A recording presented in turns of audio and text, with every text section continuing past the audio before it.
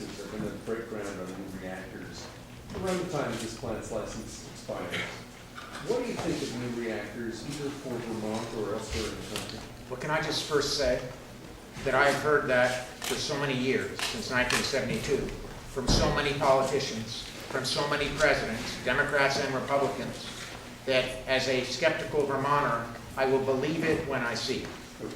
I think that any state that is planning their energy future based on new nuclear power, regardless of how many billions of our tax dollars that the federal government wants to throw at the project, ought to think more clearly about history before they start to bank their new juice. That's the first point.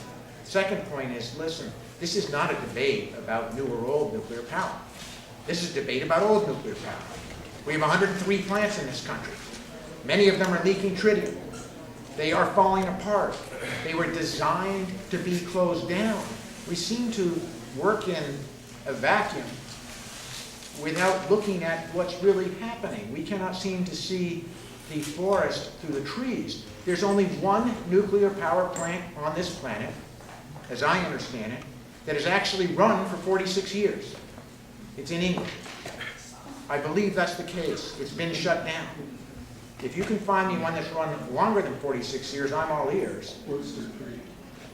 Oyster Creek, I don't believe, has been running for 46 years. But we'll check that. You know, 1972. 1972. 38, 38. Yeah, I'm standing by my statement. We can discuss this. You know, I'll debate. You know a lot about power, but I'm standing by my statement. All I'm saying is, let's not pretend that we can spin a silk purse out of a sow's ear. I think also we have to look at the elephant that's in the middle of the room here too. And the fact of the matter is, in the 40s, we opened Pandora's box for nuclear energy. And to this date, I don't think we've been able to figure out exactly what we're going to do with the waste that comes from it.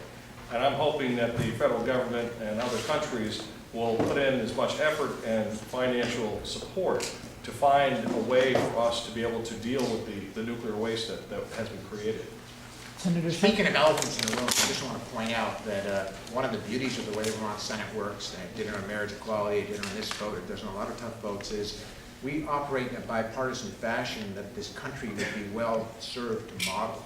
You might have noticed that the 4 no votes were split between 2 Democrats and 2 Republicans, that the yes votes were the rest of us, and we are a bipartisan process here, and Vermont's well served by that. Senator Shumlin, you talked about sending a national message, and you talked about, can you talk about the role that the legislature played as a watchdog, asking critical questions, and how some of the federal authorities, particularly the Nuclear Regulatory Commission, has not been really fulfilling its role, and that the Vermont legislature has actually been fulfilling more of a role in terms of asking critical questions?